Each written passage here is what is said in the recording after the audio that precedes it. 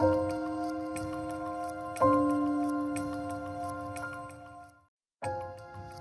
pense que je suis un rêveur aventurier qui navigue la vie et qui cherche à transformer le monde autour de lui.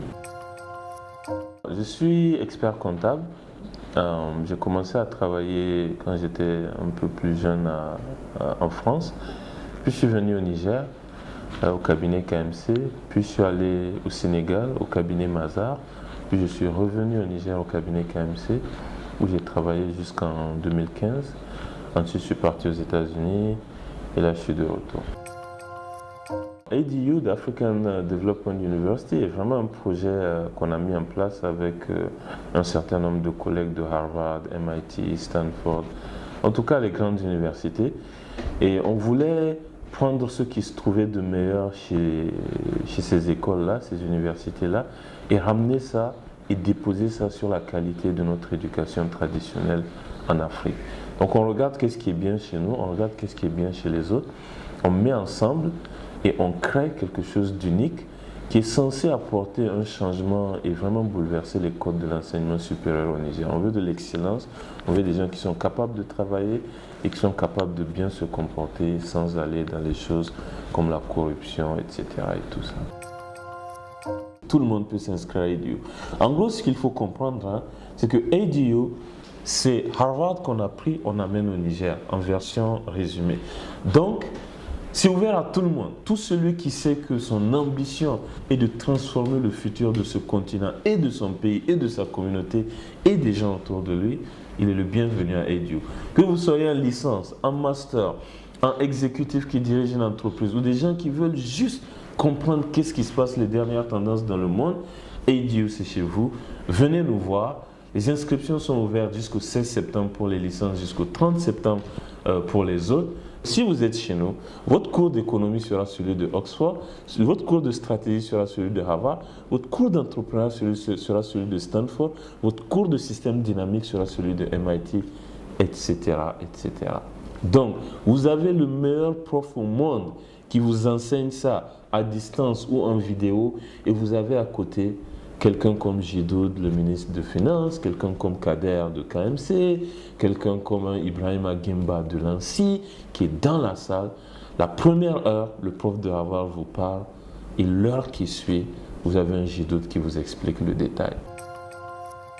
Je pense qu'une des pires périodes de notre histoire, c'est lorsque nous avons cédé notre unité africaine aux colonisateurs, à l'esclavagiste qui est venu démarrer ce commerce triangulaire où on sait, quand on regarde ce que les historiens ont dit, il y a beaucoup d'Africains qui ont collaboré pour contribuer à enrichir ce commerce-là et à vendre d'autres Africains. Je pense que c'est quelque chose de vraiment très regrettable. Et s'il y a quelque chose qui s'il y a quelque chose vraiment que je trouve nous a complètement mis en retard par rapport à la magnificence de nos civilisations, c'est vraiment qu'on ait permis que ça arrive. Donc si quelque chose doit être changé, de mon point de vue, c'est cette partie sur l'esclavage. Ma motivation dans les choses que je fais, c'est de dire qu'est-ce que je peux faire pour les gens autour de moi, pour rendre leur vie meilleure, pour que demain, je puisse répondre à cette question et dire effectivement, si je regarde tout ce que tu m'as donné, voilà ce que j'ai essayé de faire. J'ai essayé de faire un grand cabinet et permettre à des jeunes d'avoir du travail. J'ai essayé de créer une école où je pouvais accueillir des gens et leur donner une partie de tout ce que j'ai appris. J'ai essayé d'aider des gens qui étaient en difficulté. J'ai essayé de conseiller des gens. C'est vraiment ma plus grande source de motivation dans ma vie depuis toujours. Alors, je pense que vraiment, c'est très clair. On en parle souvent, mais on ne dit pas tout aux gens. La plus grande ressource qu'on peut jamais avoir, c'est la ressource humaine. On sait ça. On peut tout remplacer. Ce qu'on ne peut pas remplacer, c'est la ressource humaine. Donc, l'Afrique a la jeunesse comme son plus grand trésor. Aujourd'hui, africaine peut être une bombe qui est en train de faire tic-tac avant qu'elle n'explose, qu'on peut être une source d'énergie phénoménale qui nous propulse au devant du concert des nations. Donc vraiment, ça dépend de ce qu'on en fait. Et moi, je vois toujours le bon côté des choses. Donc je crois que c'est une formidable opportunité. La jeunesse africaine, c'est le futur de l'Afrique et c'est ce qui va faire que l'Afrique va se positionner au sommet des autres. Mais dans 10 ans, je ne pense pas que je serai encore en train de faire cette université. Donc je lui dirais, viens gérer ça, si c'est ça ton rêve. Et en même temps, ce sera déjà la plus grande université d'Afrique francophone. Donc, machallah, prends et fais mieux.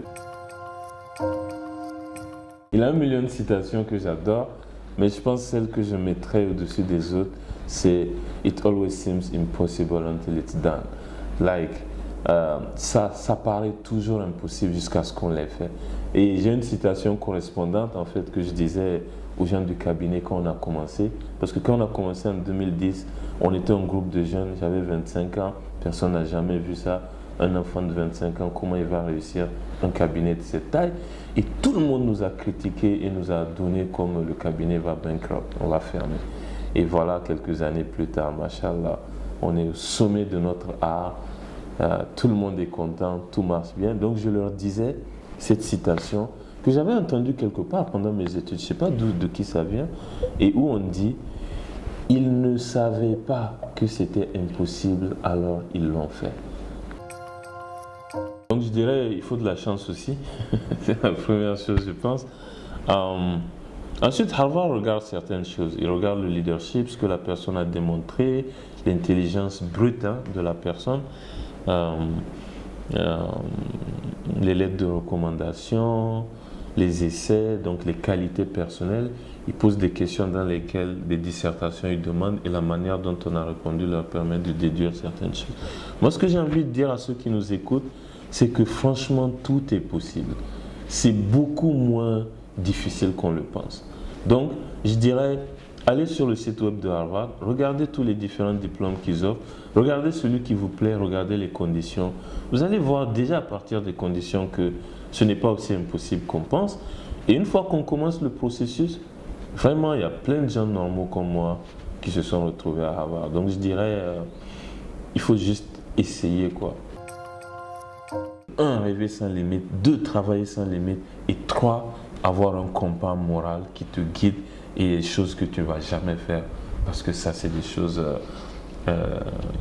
inéthiques. Et c'est ce que j'ai essayé de faire, bien sûr, avec plein d'erreurs, beaucoup plus d'erreurs que de réussites.